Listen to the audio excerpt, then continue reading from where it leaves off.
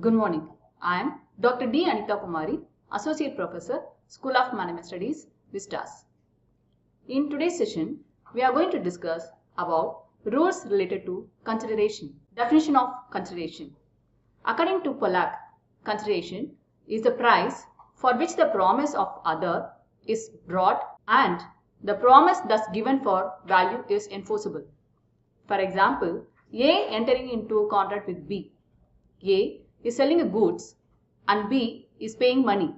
Here, the goods and money is called as a consideration. According to section 2D, when at the desire of the promiser, the promisee or any other person has done or abstained from doing or does or abstain from doing, promise to do or abstain from doing something such act, the promise is called consideration from the promisee. The promise is called a consideration for the promise. When at the desire of the promiser, the promisee or any other person has done or abstained from doing, that is called past consideration. What is called abstain from doing? If we are giving consideration to do or not to do certain activity, that is also called as consideration. For example, I am running a hotel. Next to me, another person who would like to open one new hotel. To avoid that business, I would like to pay some money to him because I need to earn a profit. That's the reason I am stopping him by way of giving some consideration. This is also part of consideration. Does or abstain from doing, that is called present consideration. Promise to do or abstain from doing something which is related to the future consideration.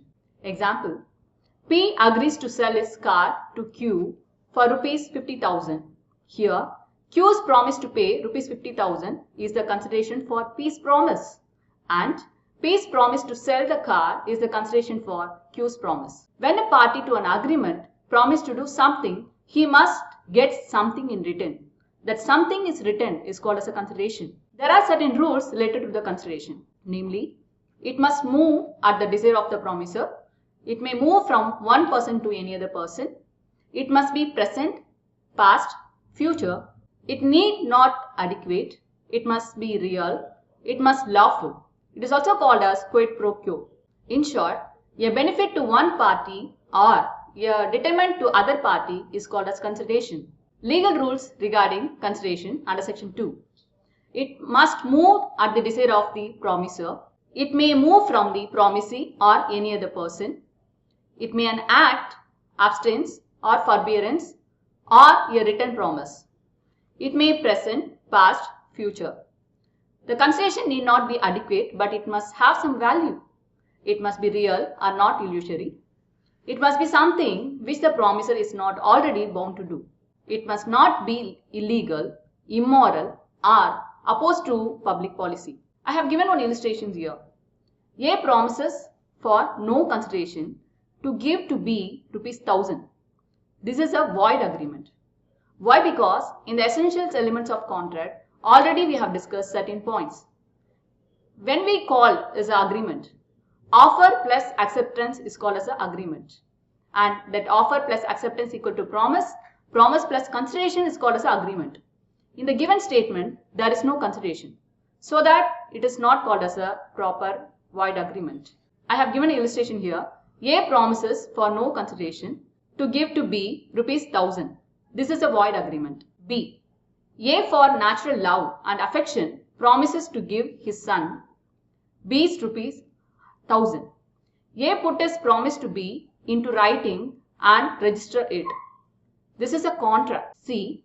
A finds B's purse and gives it to him. B promised to give A rupees 50. This is a contract. So with the help of this illustration, we could able to understand what is called contract, what is called agreement. The another example which I have given in D. A support B's infant son. B promised to pay A's expenses in so doing. This is a contract. A owes B rupees 1,000 but the debit is backed by the Limitation Act. A signs a written promise to pay B rupees 500 on account of the debt. This is a contract. The last example which I have given here. A agreed to sell a horse worth rupees 1,000 for 10 rupees. A's consent to the agreement was freely given. The agreement is a contract notwithstanding the adequacy of the consideration.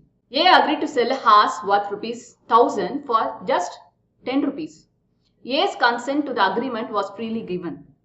The agreement is a contract, notwithstanding inadequacy of the consideration. Let us see all the rules elaborately. Point number 1. It must move at the desire of the promisor. It must be offered by the promisee at the desire or request of the promisor. An act done at the desire or request of the third party does not form a valid consideration. Point number 2. It may move from promisee or any other person. Consideration may move from the promisee or any other person, even a stranger. For example, I am offering one goods to B.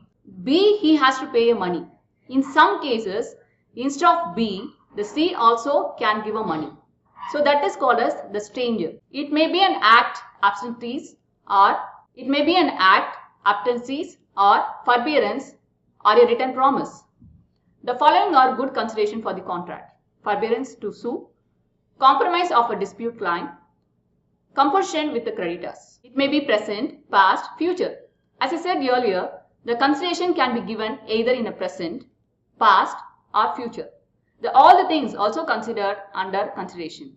Sometimes the consideration also classified as executed consideration and executory consideration. Already we have discussed what is called executed contract. So what is called executed contract? When the two parties have completed their respective promise is called as a executed contract. For example, I have given a product, B has given a money. This is called executed contract. Here, what is called executed consideration? If I give a product, if I received the money, that is called executed consideration. Whereas, what is called executory contract? When one person has completed respective promise, another party is yet to complete his promise. That is called executory. The same example, I have given a product, but B yet to pay money. So, I yet to receive a consideration from a particular person. That is called executory consideration. Number 5. Consideration need not be adequate. Consideration need not be adequate, but it must have some value. For example, I have given one product. B has to pay 500 rupees. But instead of 500 rupees, he has given 600. So, we no need to fix any kind of a consideration in certain limit. It must be real or not illusory. There is no consideration in the following cases. That is physical impossibility, legal impossibility, uncertain consideration. Point number 7. It must be something which the promisor is not already bound to do. A promise to do what one is bound to do, either by general law or under an existing contract, is not a good consideration. Point number 8. It must not be illegal, immoral or opposed to public policy. Unlawful consideration includes any activities which is forbidden by law, is fraudulent, is of such nature that it will defect provision of any law, involves any injury to the person or property of another. The court regard it as immoral, opposed to public policy. So what do you mean by this? In case if I want to sell a goods to one person, I sold the goods, he has to pay money. But he is saying that instead of giving money, I will give you some other product which is forbidden by law. Can I accept that as a consideration? No, I should not accept. Why? Because it is forbidden by law. Exemptions of the rule. No consideration, no contract under section 25. On account of natural love and affection, for voluntary services, for promise to pay time bad debts, in the case of completed gifts, in case of agency, remission by the promisee of performance of promise. Who is a promisee and who is a promiser? The person, one who proposed to do something is called as a promiser. And promisee is the person, one who accepted. Then what is called remission? Remission in the sense giving up. When one person is voluntarily or willingly giving to do some activity is called as remission. Let's see these exemptions in detail. On account of the natural love and affection, such agreement are enforceable even without consideration. What do you mean by this? In case with help of love and affection, I would like to give one card to one of my friend. In this case, I will not expect any kind of money from him. So here, in this love and affection, we no need to require consideration. For voluntary services, a promise to compensate wholly or in part a person who asks for voluntary services, A promise to compensate wholly or in a part, a person who has voluntarily done something for the promiser is enforceable even without any consideration.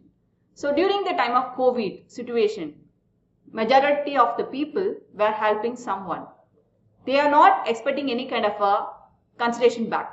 So this is also considered. That means for voluntary service, sometimes the consideration is not required. For promise to pay time-barred debts, a promise by a debtor to pay a time-barred debts is enforceable provided it is in writing and signed by the debtor or his agent. In the case of completed gifts, the rule no consideration, no contract does not apply. In the case of agency, to create an agency, a relationship consideration is not necessary. What do you mean by this? We know what is called agency. When one person appointing another person to do certain activity, to do some business is called as a person. What do you mean by this? When one person appointing another person to do something is called as a principal. The person who is doing that work is called as an agent. The relationship between agent and principal is called as agency. Under the essentials of agency, already we have discussed the consideration is must. But in some cases, due to relationship, when one person acts as an agent for another person, you no need to require any kind of a consideration. Point number 6. Remission by the promisee on performance of the promise. A creditor can agree to excuse a whole debt or a part of it without any consideration for doing so. A promise can agree to extend the time of performance of promise. Example, X owes rupees 500 to Y, X pays rupees 100 and Y accept in full satisfaction of his client. That's all. The consideration is over. So I hope so you could are able to understand what is consideration, what are the essential elements required in the consideration, and what are the rules and exemptions related to the consideration. Thank you.